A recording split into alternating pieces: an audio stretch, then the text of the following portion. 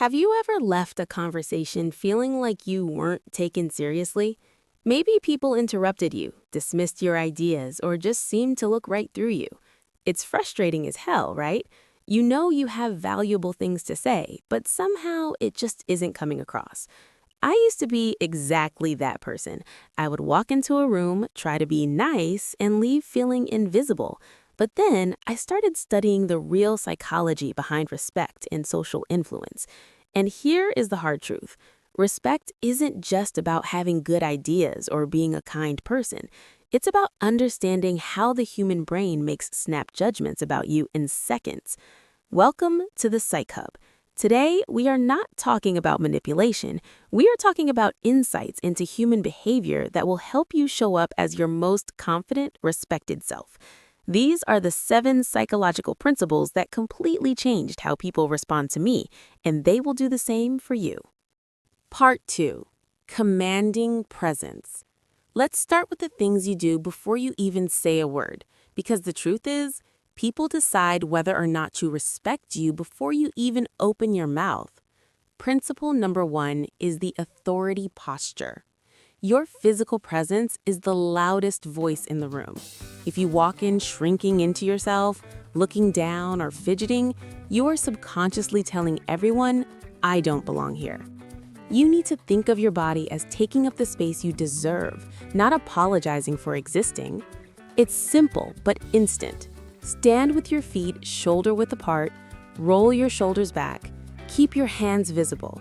When you sit, don't fold yourself into a tiny box. This isn't just about looking tough. It's about an internal shift.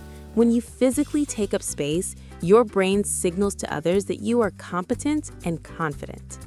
Now that you have the presence, let's talk about how you speak.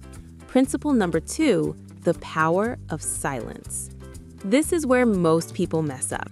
Most people are uncomfortable with silence. They feel awkward, so they fill every gap with unnecessary words, nervous laughter, or ums and ahs.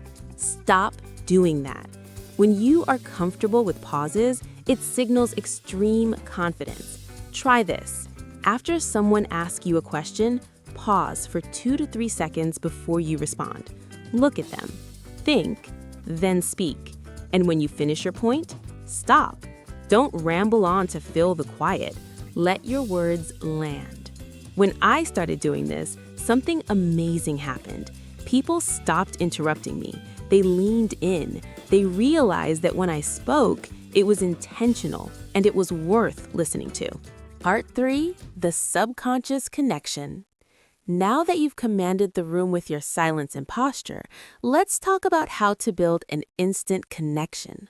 This leads us to principle number 3, subtly mirror and match.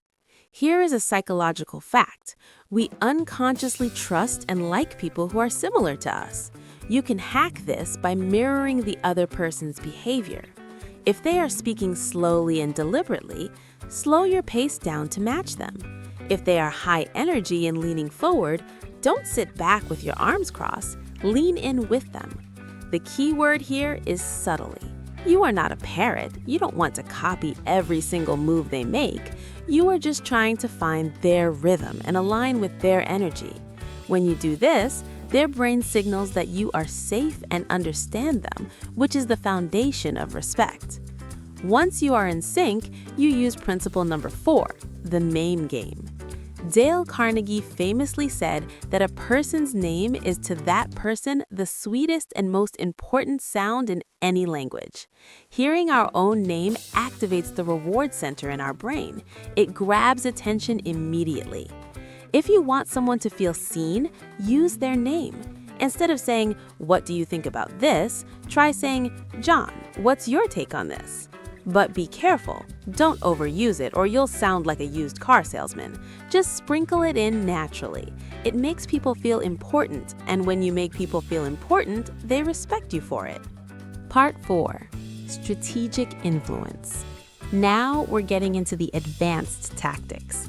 These next 3 principles are about how you structure your interactions to maximize your value. Principle number 5 is the Benjamin Franklin effect.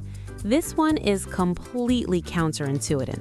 You might think that to get people to like you, you should do favors for them.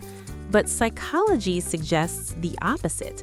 When someone does a small favor for you, they actually respect you more. Here's why. The human brain needs consistency.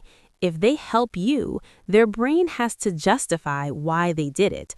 It concludes, I must like and respect this person, otherwise I wouldn't be helping them. So don't be afraid to ask for small, specific advice. Something like, hey, you're great at presentations. Could you give me one quick tip for tomorrow? It makes them feel like an expert, and it psychologically invests them in your success. Next is principle number 6, the contrast principle. People judge everything by comparison. If you want your ideas to look brilliant, you have to frame them correctly. Instead of jumping straight to your solution, start with the problem or the less ideal options first. In a conversation, acknowledge the complaints or the difficulty of the situation before you offer your answer. By saying, I know this is a tough situation and the usual approaches won't work, you validate the struggle. Then, when you present your solution, it shines brighter because you've created a contrast against the problem. And finally, principle number 7, the reciprocity principle. This is the golden rule of networking. When you give value first, people feel a psychological urge to return the favor. But this has to be genuine. It's not about keeping score. It's about being the person who shares a useful article or makes a helpful introduction or offers a sincere compliment without waiting to be asked. When you say, I saw this and thought of you, or you two should meet, you become a connector. People remember who adds value to their lives, and they naturally want to help those people in return.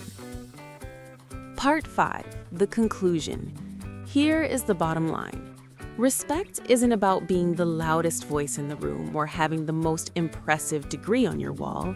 It is about understanding how the human brain works and showing up in a way that makes people feel comfortable, heard, and valued. People respect those who make them feel good about themselves, not those who try to prove how impressive they are. When I started applying these 7 principles, everything changed for me.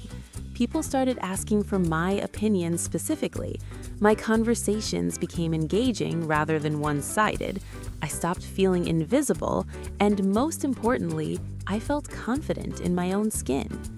Too many people are so focused on being liked that they forget to be respected.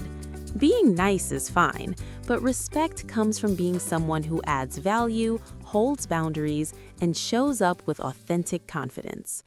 Remember, you don't need to change your personality or become someone you're not.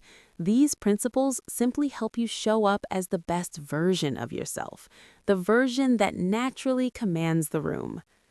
If you found value in this video, hit that like button. It helps us get this message to more people who need it.